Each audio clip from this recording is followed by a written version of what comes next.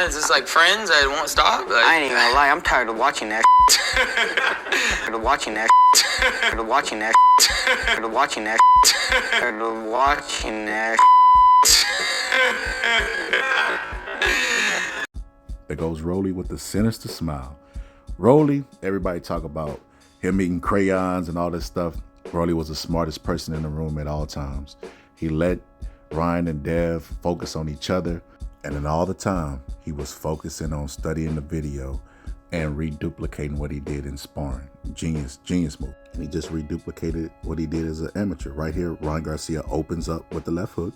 Rolly counters with the jab, and he leans back awkwardly as he counters, and he hurts Ryan because Ryan has to come forward and run it straight into the jab, and he hurts him with that punch.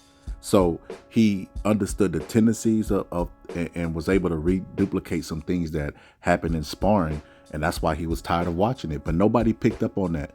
Nobody picked up on that. They was so sure that Ryan Garcia was gonna walk. Now watching this sequence, Ryan Garcia tries to throw an uppercut. Rolly counters with the hook, and then right hand, and then what he's gonna go into? Double hook. Hit him again, and then hit him again with the hook. The double hook.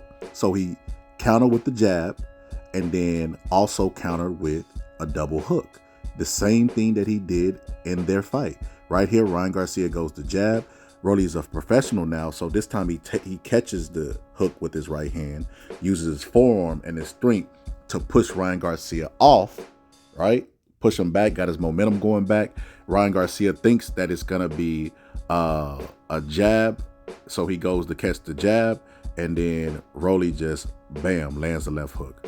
Beautiful, beautiful, beautiful. Ryan Garcia has a tendency that he's did his entire career of reaching for punches, and Rolly's game plan was to take advantage of that. Interestingly enough, this game plan worked to the T, and Rolly had an injury. That is the craziest thing in the world. But Luke Campbell, same thing. Ryan Garcia reaches for the punch. Luke Campbell lands a shot. He has a tendency of reaching for punches. Always, when he gets his weight up on that back foot and his momentum is going backwards, he's so used to being a taller guy that he slides back and he reaches for the punches to try to block them. He was dropped in a Luke Campbell fight, and interestingly enough, like I said, this is something that's happened to him his entire career. Luke Campbell's not known to be no puncher, but guess what? Ryan Garcia was looking up to the ceiling and had to get up off his backside, right? But guess who else did it? Guess who else? The guy who y'all said had the wrong game plan. Right here, Ryan touches with his jab. Devin Haney just slips, comes up, and catches him with the left hook. Catches him with the left hook, knocks Ryan Garcia off balance. What does Ryan Garcia do? Hit his gloves together.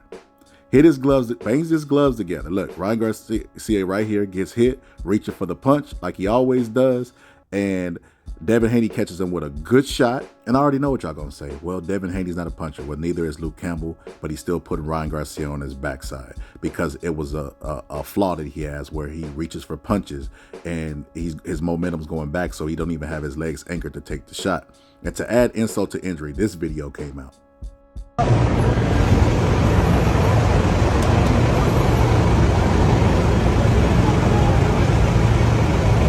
Bro, we crying?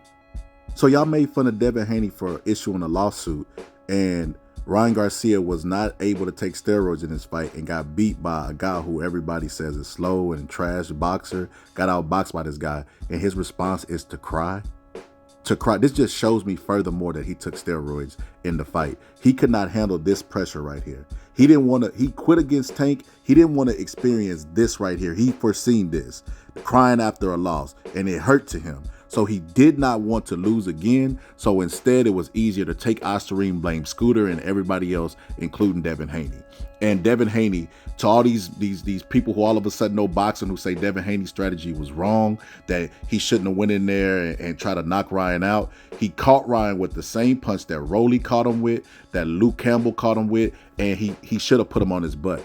But instead, he hits his gloves together and tell him, give him some more. Give him some more. To all, like I said, all these experts on Ostarine, it was a nanogram of a ant's penis. It wasn't enough to make a condom for an ant, and all this old crazy stuff that y'all was coming up with. Listen, Exhibit A, Exhibit B. He did not look the same when he was off of Ostarine. The same way Margarito didn't look the same when he didn't have bricks in his gloves. You know, it's the obvious is there. He cheated. Simple as that. And Devin Haney's game plan, like I said to all the experts out there who talking about it was the wrong game plan, that's because you're speaking in hindsight. If Devin Haney had put Ryan on his seat, like Luke Campbell did and like Roley did, well, then everybody would be saying how genius it was. But Devin Haney could not factor in that his opponent would be on Ostarine. That's why he had power in the late rounds, and that's why he was able to take that shot. And Ryan Garcia took steroids because he did not want to be in that vulnerable situation where he's boo-hooing and crying tears because losing hurt, and he quit in the tank fight, and he did not want to recreate that. But anyway, it's the Boxing Scholar, and I'm out.